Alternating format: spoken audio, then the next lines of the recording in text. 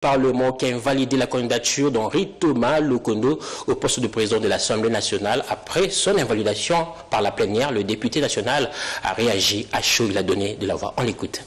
Mais vous avez vous-même suivi la conclusion du président. Il dit que la motion qui a été faite par Kaboula Bouza n'est pas réglementaire, mais politique. Ça fait une semaine que je dis que le Palou et Allier n'a pas signé l'acte constitutif ou l'acte d'adhésion au FCC. Il aurait dû montrer, brandir cet acte-là. Comment vous sentez? Non, vous savez, sincèrement, je suis l'homme le plus heureux. Je suis très content. Parce que déjà, du point de vue de l'opinion, j'ai gagné. Janine Mabunda reste l'unique candidate au poste de speaker de l'Assemblée nationale, mais avant l'invalidation de la candidature d'Henri Thomas Lokondo, regardez ce qu'a été la campagne électorale à l'hémicycle du Parlement, avec Odilon Kayuma. Dernière ligne droite de la campagne électorale à l'Assemblée nationale.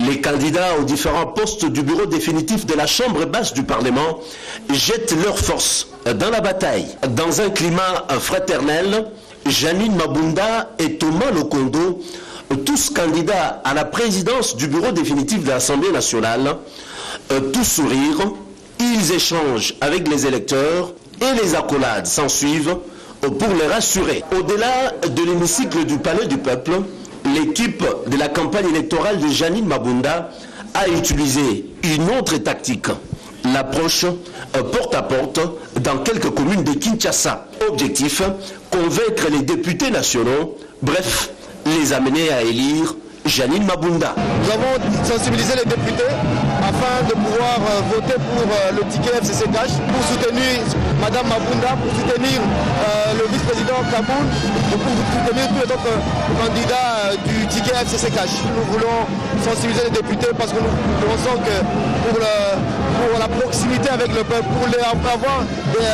une assemblée qui soit proche du peuple. À l'intérieur de l'hémicycle du Palais du Peuple, Henri Thomas Lokondo et toute son équipe n'ont pas lésiné sur le moyen.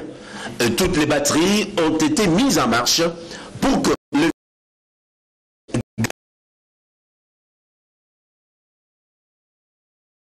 et celle de Jean-Marc Kabound à Kabound, au poste du premier vice-président du bureau définitif de l'Assemblée nationale. Honorable Jean-Marc Kabound, c'est pour la première fois, effectivement, l'UDPS va prendre part au fonctionnement des institutions et occuper un poste aussi important, ce qu'il faut mettre à l'actif de notre démocratie, à la coalition Kabila Tshisekedi. Dans l'entretemps, la campagne électorale se poursuit et la balle reste dans les camps des députés nationaux appelés à départager les candidats en lice ce mardi 23 avril 2019.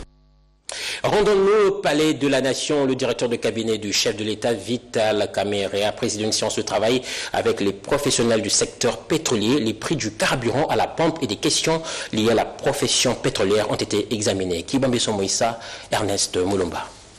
Ils étaient venus très nombreux au Palais de la Nation. Sur instruction du président de la République Félix Antoine Tshisekedi Tshilombo, les professionnels du secteur pétrolier opérant à RDC se sont entretenus pendant près d'une heure avec le directeur de cabinet du chef de l'État Vital Kamerhe sur différentes questions relatives notamment au prix du carburant à la pompe. Le ministre d'État en charge du plan et de l'économie, Bahati Lukwebo, précise. Le directeur de cabinet de son Excellence, Monsieur le Président de la République, a réuni aujourd'hui la profession pétrolière et bien sûr avec tous les ministères et services concernés par la question de la structure des prix des produits pétroliers. Il a été question également de voir, à la demande de son Excellence, Monsieur le Président de la République, s'il était possible de réduire le prix à la pompe, le prix du litre à la pompe. Les pétroliers ont saisi cette opportunité pour exposer leurs desiderata concernant notamment leurs créances. Ils ont rassuré qu'avec la bonne foi de tous, l'on peut rencontrer la demande du président de la République de satisfaire les consommateurs s'approvisionnant à la pompe dans les différentes stations-service. 25 millions de dollars américains, c'est le montant disponibilisé par l'entreprise Sokok qui préfinance la réhabilitation de la voirie de Goma, nous sommes là au Nord Kivu, et 38 millions de dollars américains pour Bukavu au Sud Kivu. C'est ce qui ressort de la séance de travail du ministre des Infrastructures, Travaux Publics et Reconstruction avec les responsables de cette société. Nadine Kilocho Mirekombu. Au nombre des opérateurs économiques qui se sont engagés à accompagner le programme de développement et de reconstruction du chef de l'État, Félix Antoine Tshisekedi Tshilombo, figure la société congolaise des voiries et communications Sokok qui vient de prêter main forte au gouvernement par le préfinancement des travaux de réhabilitation des routes à Goma au Nord Kivu et à Bukavu au Sud Kivu. C'est une initiative qui a été lancée, l'idée a été lancée par le chef de l'État, son Excellence Félix Antoine Tshisekedi, dans le cadre des projets de ces 100 jours. Il a dit, est-ce qu'il n'y a pas moyen qu'on puisse trouver des formules innovantes pour pouvoir réhabiliter les voiries dans nos villes. L'ingénieur Benjamin Winga Basoubi, directeur général ad intérim de l'Office de voirie et drainage, a conjointement apposé sa signature sur ce contrat avec l'entreprise Sokok, représentée par son directeur général Modeste Makabouza. Pour Winga Basoubi, l'entreprise Sokok détient l'expertise voulue pour l'exécution des travaux de grande envergure.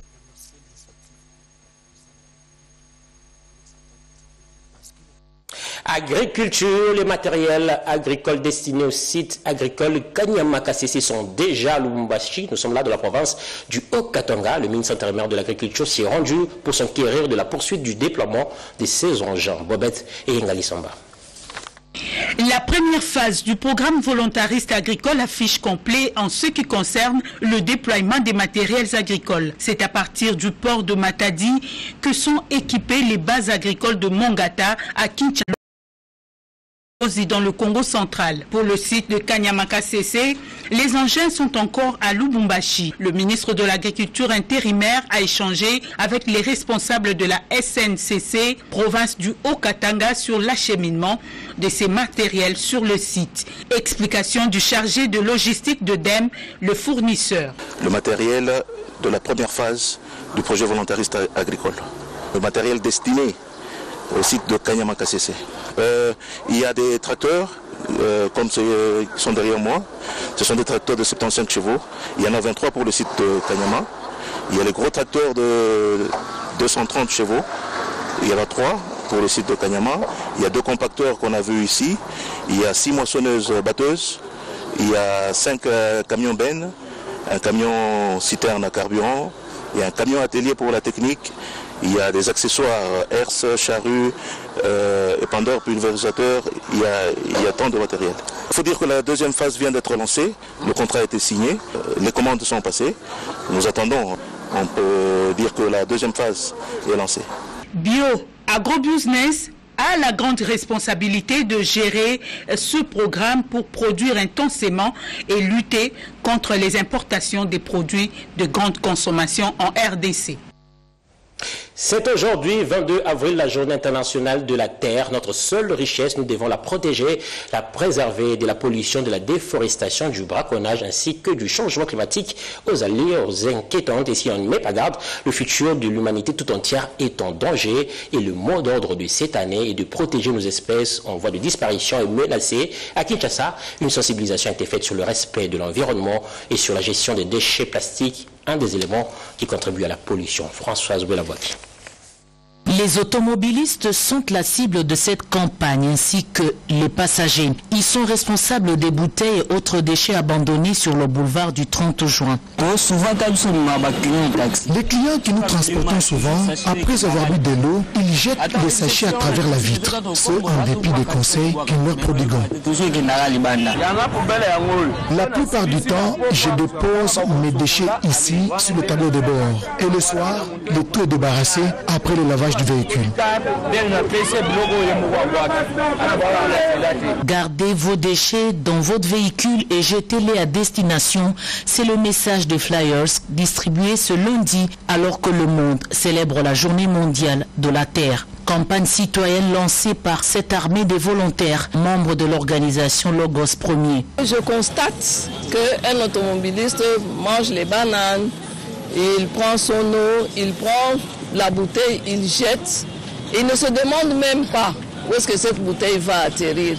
Et c'est pourquoi aujourd'hui on s'est dit on va organiser cette journée pour qu'on puisse respecter cette terre et essayer de changer de comportement. Des bouteilles en plastique et autres déchets durs, tels que des sachets d'eau, sont l'œuvre de l'activité humaine. Elle a modifié ces dernières années l'écosystème pour satisfaire une demande croissante, notamment en nourriture et en eau douce. Cette journée a été célébrée pour la première fois en 1970. 2 sites de la Société congolaise de poste et télécommunications SCPT font l'objet de spoliation par des privés. Le site sur l'avenue de la Science avec 2 hectares et celui sur l'avenue Colonel Ebea de la commune de la Gombe. Le directeur général de la SCPT, accompagné des agents de l'ordre, sont descendus sur ces 2 sites pour décourager ces inciviques. Jojo Ndibou nous en parle. Fini la recréation. Les biens de l'État spoliés doivent revenir à l'État. C'est dans cette optique que la SCPT s'invente en guerre contre les spoliateurs de ces nombreux sites.